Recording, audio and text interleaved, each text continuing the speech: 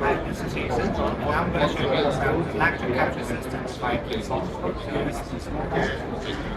station for the IQ lecture capture system, video station, students camera, teachers camera, auto tracking camera for office.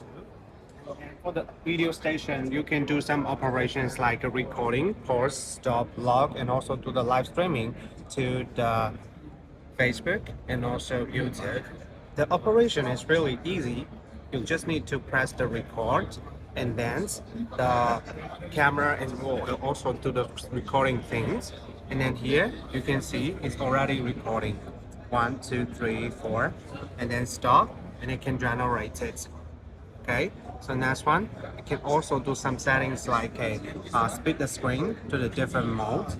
Here, something like here.